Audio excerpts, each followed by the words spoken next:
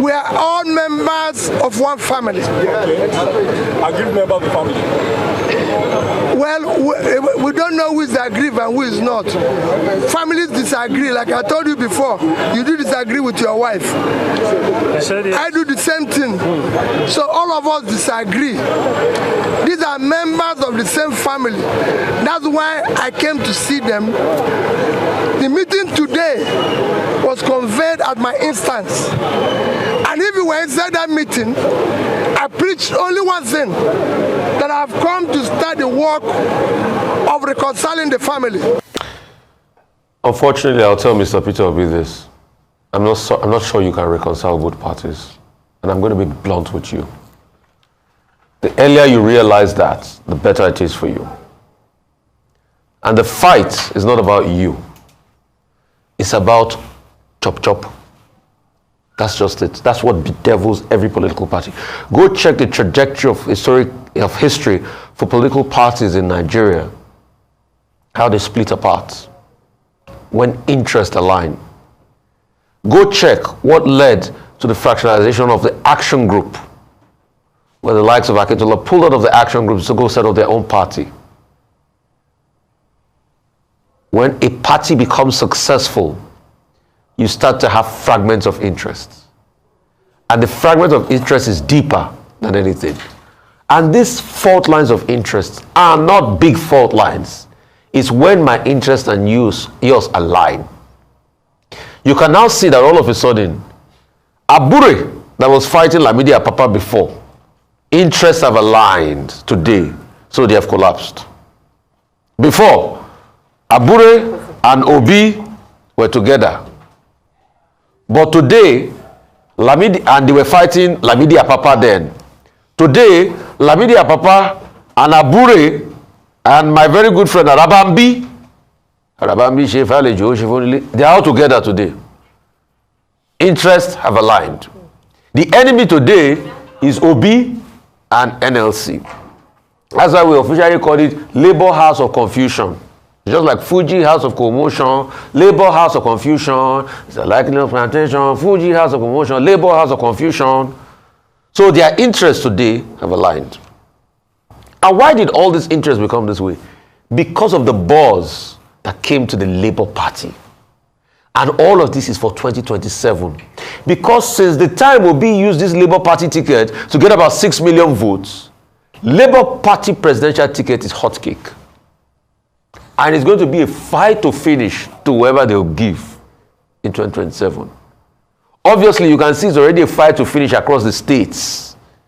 That's why you saw what even the likes of Nnamdi Kanu is going through in Edo states. So once a party does well, its bargaining power for tickets on that platform becomes increased. All of this is not about Nigerians. They are fighting for their interests. That's one thing I tell Nigerians about politicians. All of this picketing, all of a sudden, yes, we know the NLC has a big stake in the Labour Party. It was created from them. But all of this is also because the pie is sweeter in the Labour Party today. When the Labour Party was in the doldrums, was the NLC picketing every day? So all of them is an intersection of interests. It has now become Labour House of Commotion. So Obi cannot settle it. You know why Obi cannot settle it? I will take Obi back to before the time he joined Labour. There were cases in court before he joined Labour Party. There were cases that were resurrected as they were indications that he was going to join the Labour Party. And those cases were resurrected because they knew that once he joined the profile of the party was going to go up. So here you go, Nigerian politics.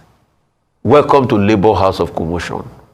But the thing about these scampering parties, we now look through the evolution of political parties. When they fight, when they decimate like that, then they degrade.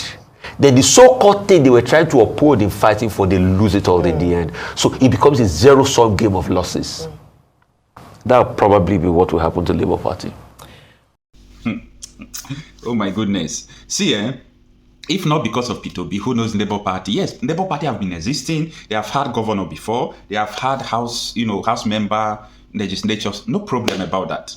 But if not because of P2B in the 2023 general election, who knows Labour Party? In fact, according to Dumeje, who are you? Who knows you? Where you come from? Nobody knows Labour Party before.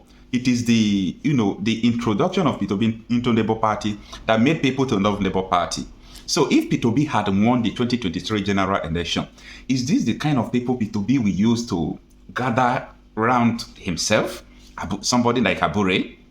Just imagine the kind of fight that went on during the 2023 presidential election petition tribunal, where Arabambi and Apapa wanted to go and withdraw P2B case against Tinubu. They wanted to go and withdraw it. And after the whole fight, the Nigerian Labour Congress, P2B, everybody stood behind Abure to make sure that these people did not hijack the party.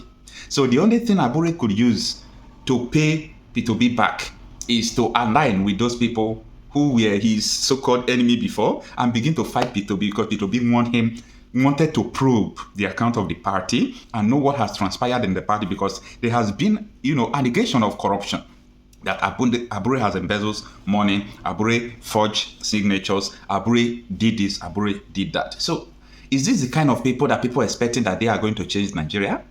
I don't think so. I don't still believe that, Labour Party has what it takes to change Nigeria. Yes, I trust P2B. I know his passion. He has been a member of PDP, no problem about that. Even when he wasn't a member of PDP, he used to be like an opposition voice in the PDP, telling them what they should do right and so on and so forth. But what is going on recently in the Labour Party, I tell you the truth. If P2B have won the presidential election, there will still be crisis in the Labour Party and so on and so forth.